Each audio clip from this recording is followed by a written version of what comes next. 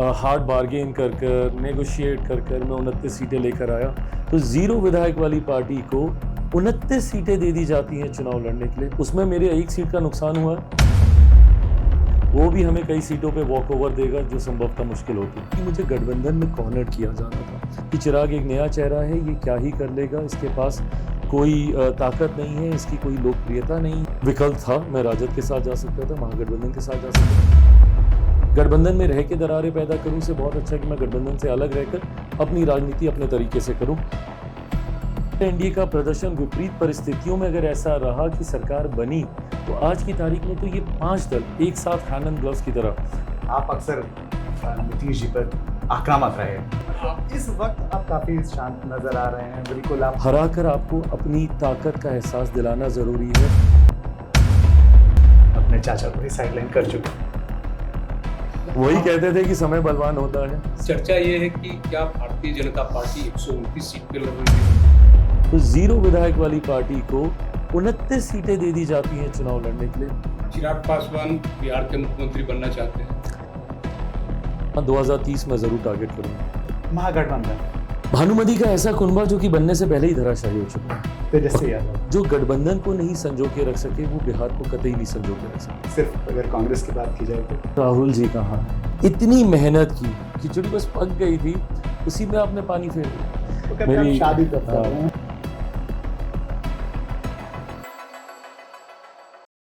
बिहार की राजनीति में जब भी नई पीढ़ी की बात होती है तो एक चेहरा सबसे पहले जहन में आता है। वो राजनीति की विरासत में जन्मा है, उसने अपनी पहचान संघर्ष और स्टाइल दोनों से बनाई है। कभी फिल्मों के हीरो रहे, आज वो बिहार की राजनीति के मंच पर सबसे चर्चित चेहरे हैं। जी हाँ, हम बात कर रहे हैं लोक जनशक्ति पार्टी रामविलास के राष्ट्रीय अध्यक्ष चिराग पासवान की, जो खुद को बिहार का बेटा कहते हैं, बिहार फर्स्ट, बिहारी फर्स्ट की बात करते हैं। वो कभी एनडीए का हिस्सा रहे तो कभी अकेले चुनावी मैदान में उतरे। एक बार फिर से चिराग एनडीए के साथ हैं और सुर्खियों में भी हैं। अब सवाल यह है कि क्या चिराग का संघर्ष उन्हें सत्ता के शीर्ष पर पहुंचाएगा या फिर विपक्ष का चेहरा बनाएगा। आज हम चिराग पासवान से बात करेंगे और जानेंगे, लेंगे उनसे सीधे सवाल, और वो भी बिना किसी लाव लपेट के। नमस्कार, मैं हूं केशव और प्रभात खबर के डिजिटल प्लेटफॉर्म पर सच पूछेगा बिहार में आप तमाम दर्शकों का स्वागत करता हूं। तो आइए शुरू करते हैं ये सिलसिला, जिसके जरिए लिए जाएंगे वो तीखे सवाल जिसे जानना चाहता है बिहार। मैं उनसे बात करूंगा और कई सारे विषयों पर बात करूंगा। आज सबसे पहले तो आपको बधाई, क्योंकि आपने 29 सीटों पर बार्गेन की है और कहा जाता है कि चिराग पासवान काफी चीजों को मनवाने में काफी सफल हुए हैं। मैं ये बधाई आपसे लेना चाहूंगा जिस दिन मैं 29 सीटें विधानसभा की जीत के लाऊं। मेरी लड़ाई विद इन द अलायंस ज़्यादा सीटें जीतने की नहीं है, और ये होनी भी नहीं चाहिए कि आपको गठबंधन के भीतर आपको कितनी सीटें, गठबंधन के भीतर सीटें जीत के आप क्या ही आप कर लीजिएगा। इवेंचुअली उन सीटों को आप विधायकों में कितना परिवर्तित कर सकते हैं, ये मायने रखेगा। सो मैं 14 नवंबर को आपसे बधाई लूंगा जब आप बोलेंगे कि आप 29 की 29 सीटें जीते। 100% स्ट्राइक रेट रहा। बट जहां तक रही बात बार्गेन करने की, ये मुझे लगता है कि बाहर ये बहुत परसेप्शन ये स्ट्रांग हुआ है कि मैंने अपनी नाराजगी दिखाकर अलग अलग तरीके से हार्ड बार्गेन कर कर नेगोशिएट कर कर मैं 29 सीटें लेकर आया। बट मैं ऑनेस्टली बोलता हूँ भाई, मेरे लिए ये बहुत बड़ी बात है, क्योंकि मैं राजनीति का विद्यार्थी रहा हूँ, स्टूडेंट ऑफ पॉलिटिक्स होने के नाते मैंने आज तक कभी गठबंधन राजनीति में नहीं देखा कि किसी एक सांसद वाली पार्टी को 5 सीटें दे दी गई हों चुनाव लड़ने के लिए। मैंने हमेशा ये देखा कि 9 वाले को 7, 8 वाले को 5, 5 को 3, 3 को 2, और फिर बोल दिया जाता है कि आप पार्टी मर्ज कर लीजिए। बट ये गठबंधन का ये विश्वास, मेरे प्रधानमंत्री का ये विश्वास मुझ पर होना कि एक सांसद वाली पार्टी 5 सीटें जीत सकती है, ये बहुत बड़ी बात है। जीरो विधायक वाली पार्टी को, जो मेरा एक विधायक जीता भी था वो भी जनता दल यूनाइटेड में चले गए, तो जीरो विधायक वाली पार्टी को 29 सीटें दे दी जाती हैं चुनाव लड़ने के लिए, ये बहुत बड़ी बात है। अगर इसके बाद भी अगर मैं नाराज हूं तो मुझसे बड़ा नाशुक्रा और कोई नहीं होगा। तो ऐसे में मेरे प्रधानमंत्री का ये विश्वास मुझ पे होना कि मैंने 5 की 5 लोकसभा में जीत के भी दी, 29 की 29 भी जीत के दूं, इस लक्ष्य के साथ मैं आगे बढ़ रहा हूं। बट आई थिंक फॉर्मूला बहुत इजी था, कोई इसमें हार्ड बार्गेन करने की जरूरत नहीं पड़ी in terms of number of seats, because ये मैं खुद ही डे वन से बहुत क्लियर था कि 100 से नीचे मेरे प्रधानमंत्री की पार्टी चुनाव लड़े, ये मुझे ही कबूल नहीं था। वो भी खास तौर पे तब जब सामने गठबंधन में 100 सवा 100 से ज्यादा, और अब तो आई थिंक जब सूची आई है तो राजद आई थिंक 143 सीटों पे चुनाव लड़ रही है। तो ऐसे में मेरे प्रधानमंत्री की पार्टी 100 से नीचे सीटों पे चुनाव लड़े, ये मुझे ही स्वीकार नहीं था। तो जब भाजपा 100 पे लड़ती तो स्वाभाविक है कि जनता दल यूनाइटेड भी 101 102, उस वक्त हम लोग मान रहे थे कि ज्यादा पे लड़ेगी। तो जब ये संख्या आती तो हम लोग के पास बचती कितनी, 40-42 के करीब। तो उस वक्त मैंने ये सुझाव दिया था गठबंधन के भीतर कि एक फॉर्मूला रखते हैं, एक लोकसभा पे 6 विधानसभा हम लोग बांधते हैं और उसके हिसाब से हम सब पे। उसमें मेरे एक सीट का नुकसान हुआ, 6-5 30 होता है, मुझे 30 नहीं 29 मिली। बट मैं ये मानता हूं कि आज से ठीक 20 साल पहले मेरे पिता ने 29 सीटें जीतकर 29 विधायक बनाने का कार्य किया था। 20 साल के बाद एक बार फिर से पार्टी के पास ये मौका है 29 के 29 विधायक बनाने का। तो मैं इसको कहीं ना कहीं एक शुभ संकेत मानता हूँ, मेरे पिता का आशीर्वाद मानता हूँ। 2020 में आप जेडीयू के अगेंस्ट थे, मतलब जेडीयू के खिलाफ एक आपका उम्मीदवार भी था या आपने कैंपेन भी किया। इस बार पहली बार आप जेडीयू के साथ लड़ रहे हैं जी, कैसा आपको फील लग रहा है? बिल्कुल सही कहा आपने। जब से मेरी पार्टी बनी है सन 2000 से लेके अभी तक पहली बार है कि हम लोग जनता दल यूनाइटेड के साथ मुख्यमंत्री नीतीश कुमार जी को मुख्यमंत्री बनाने के लिए हम लोग ये चुनाव लड़ रहे हैं। लोकसभा का जरूर हम लोगों ने साथ में लड़ा, 2019 का चुनाव हम लोगों ने साथ में लड़ा, 2024 का चुनाव हम लोगों ने साथ में लड़ा। बट 2000 में मेरी पार्टी बनी थी, 2005 का चुनाव मेरे पिता ने अकेले लड़ा, फरवरी नवंबर दोनों। 2010 में हम लोग राजद के साथ थे, मुख्यमंत्री जी की पार्टी भाजपा के साथ थी। 15 में हम लोग भाजपा के साथ आ गए, मुख्यमंत्री जी की पार्टी राजद के साथ चली गई, और 20 में मैंने अकेले चुनाव लड़ा। तो पहली बार है कि हम लोग जनता दल यूनाइटेड के साथ विधानसभा का हम लोग चुनाव लड़ रहे हैं, और इसीलिए मैं मानता हूं कि ये ताकत कई गुना बड़ी है। When I call this a winning combination is the reason why, because ये 5 दलों का कॉम्बिनेशन। पिछले विधानसभा में उपेंद्र जी भी हम लोग के साथ नहीं थे, मैं खुद में अकेले मैं चुनाव लड़ रहा था। तब अगर एनडीए का प्रदर्शन विपरीत परिस्थितियों में अगर ऐसा रहा कि सरकार बनी, तो आज की तारीख में तो ये 5 दल एक साथ हैंड एंड ग्लव्स की तरह हम लोग कार्य करने का हम लोग काम कर रहे हैं। इसीलिए मैं मानता हूं कि इस बार एक ऐतिहासिक जीत की ओर हम लोग अग्रसर होंगे। हमारी स्ट्रेंथ तो बड़ी बड़ी है, बट महागठबंधन जिस तरीके से कोलैप्स हो रहा है वो भी हमें कई सीटों पे वॉक ओवर देगा, जो संभवतः मुश्किल होती। बिल्कुल, लेकिन आप अक्सर नीतीश जी पर आक्रामक रहे। मैंने पिछली बार भी आपको देखा काफी ज्यादा आक्रामक थे, लेकिन thank you for reminding all this. चुनाव की दहलीज में ये सारी बातें करना बट प्लीज पूछे कि मतलब आप काफी शांत नजर आ रहे हैं, बिल्कुल आप माइल्ड नजर आ रहे हैं, और कुछ उनको लेकर आपका कोई सवाल नहीं है इस वक्त। देखिए 2020 में बताता हूँ मैंने क्यों चुनाव अकेले, क्या थी मैं दरअसल हाँ, जानना चाह रहा हूं। नाराजगी, चिंताएं, जो भी टर्मिनोलॉजी इस्तेमाल करना चाहें, क्योंकि 2020 में मेरी चिंता ये थी कि मुझे गठबंधन में कॉर्नर किया जा रहा था, और स्वाभाविक भी है क्योंकि उस वक्त मेरे पिता का निधन हुआ था। यही दौर था, यही समय था, राइट ड्यूरिंग द इलेक्शंस, पहले चरण का मतदान, पहले चरण का नामांकन चल रहा था, and I lost my father exactly during that time. 8 अक्टूबर को उनका निधन हुआ था। ऐसे में उस वक्त तक, और ये मैं 2020 की बात कर रहा हूँ, लोक जनशक्ति पार्टी के सर्वे सर्वा सिर्फ और सिर्फ मेरे पिता आदरणीय रामविलास पासवान जी थे। पार्टी की पहचान वो थे, पार्टी का आकर्षण का केंद्र वो थे, सिर्फ उनकी वजह से पार्टी की पहचान थी। उनके जाने के बाद, और शायद मैं भी भाजपा या जदयू की जगह होता, मैं भी ये मानता कि चिराग एक नया चेहरा है, ये क्या ही कर लेगा, इसके पास कोई ताकत नहीं है, इसकी कोई लोकप्रियता नहीं है, इसका कोई आधार नहीं है, इसका कोई जनाधार नहीं है।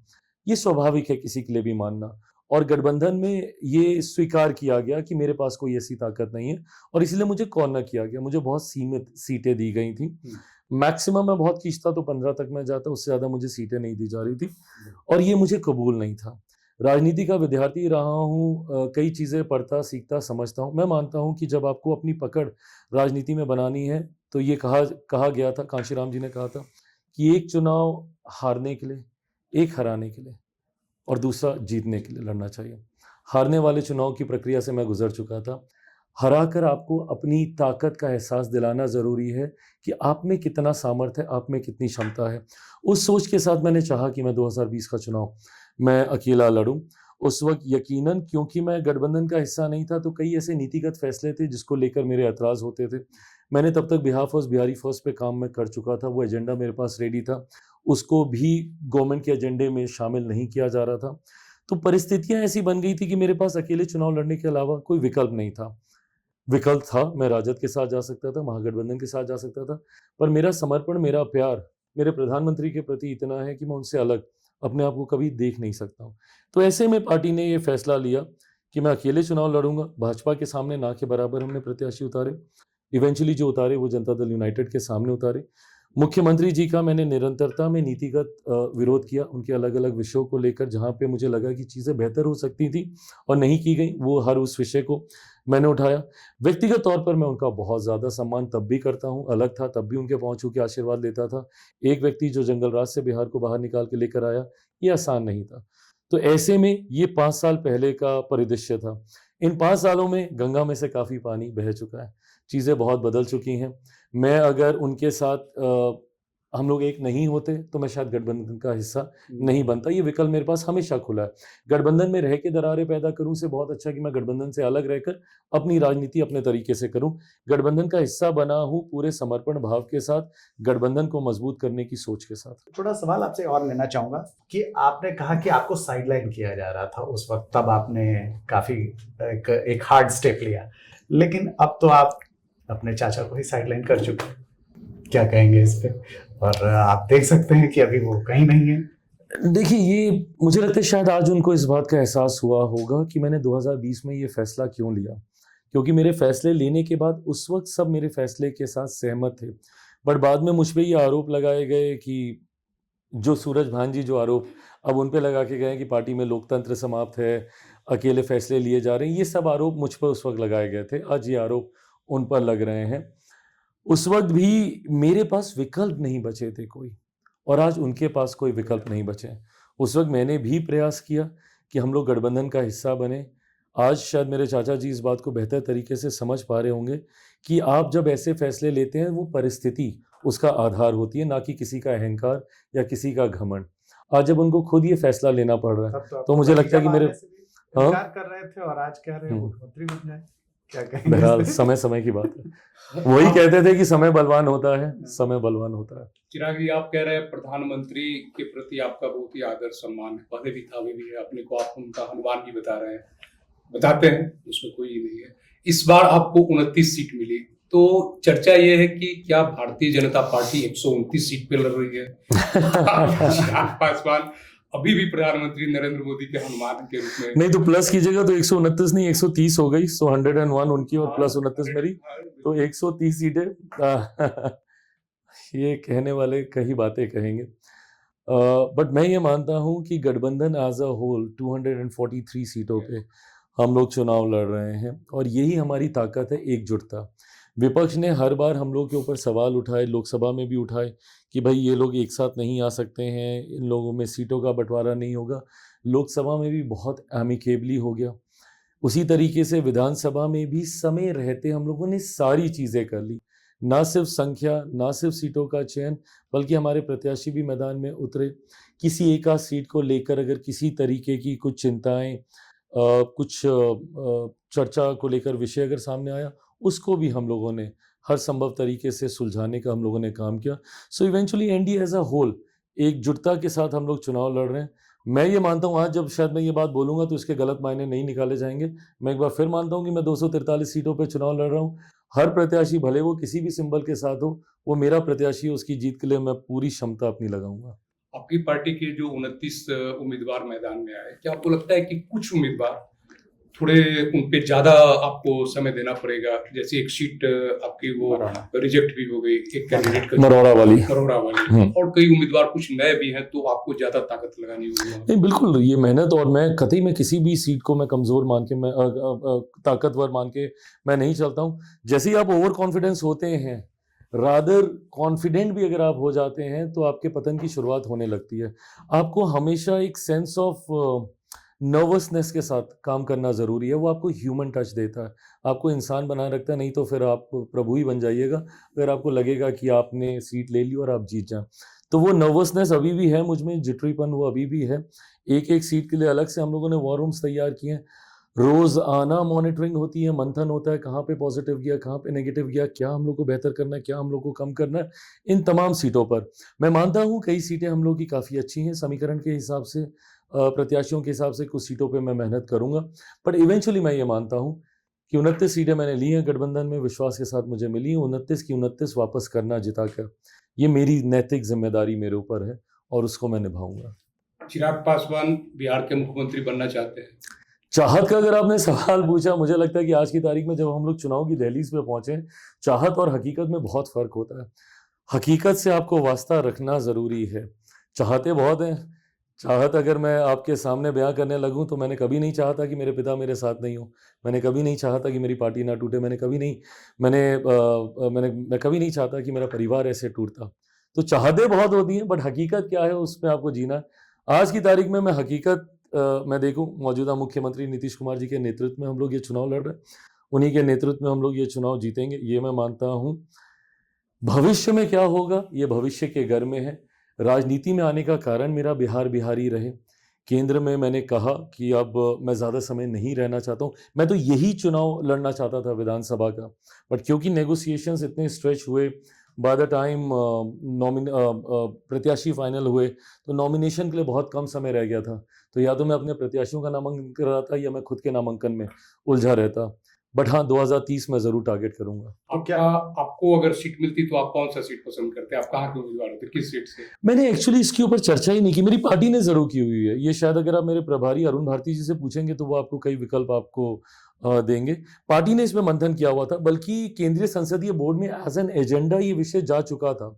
और जिस दिन हम लोग की आखिरी केंद्रीय संसदीय बोर्ड की बैठक हुई थी, तो उस दिन मोहर इस बात पे लग गई थी कि जितनी भी सीटों की संख्या होगी या प्रत्याशियों का चयन होगा या सीटों का चयन होगा, उसके लिए मुझे अधिकृत कर दिया गया था।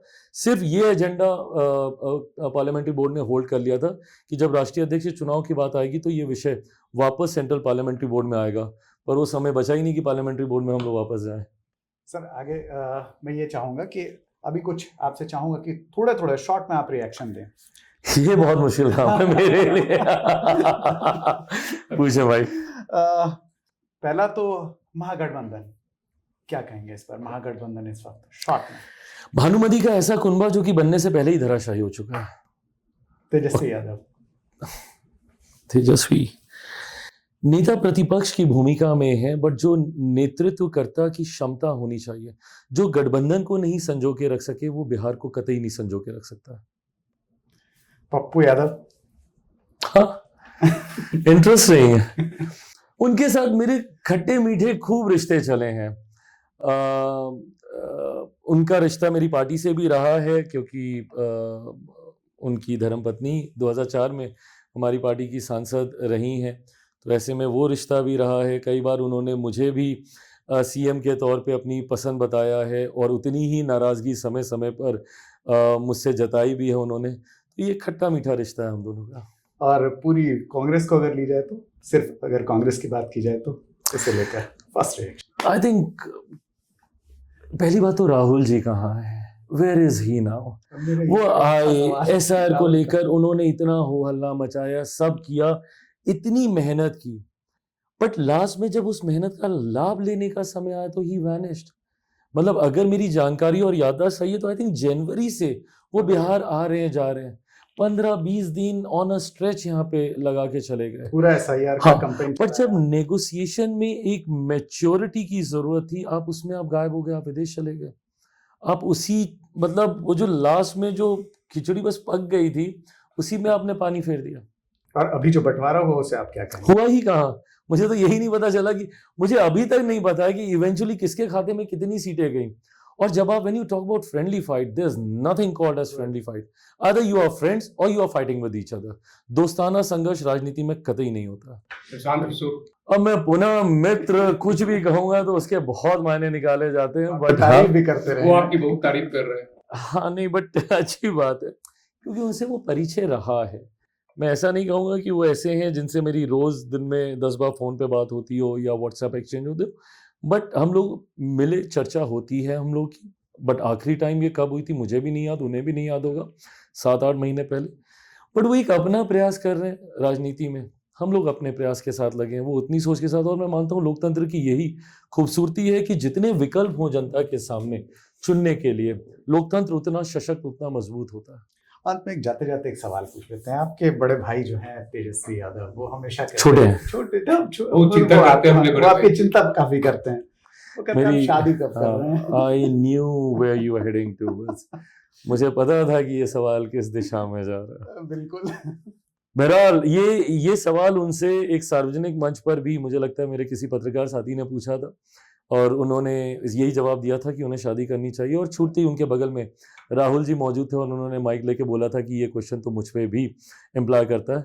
तो मैं मानता हूँ कि जब राहुल जी इसका फैसला ले लेंगे तो शायद मैं भी इसका जवाब दे दूंगा। वो तो 57 साल के युवा हैं, आप तो लेटेस्ट युवा हैं और आप बिहार का भविष्य भी हैं। तो बस बिहार की चिंता मेरी प्राथमिकता है। एक आपके परिवार से जुड़ा हुआ है, जैसे आपके चचेरे भाई पारस जी के बेटे करौली से उन्होंने अपना नामांकन किया है, आप उस क्षेत्र में एनडीए के कैंडिडेट के को लेकर प्रचार करने जाएंगे?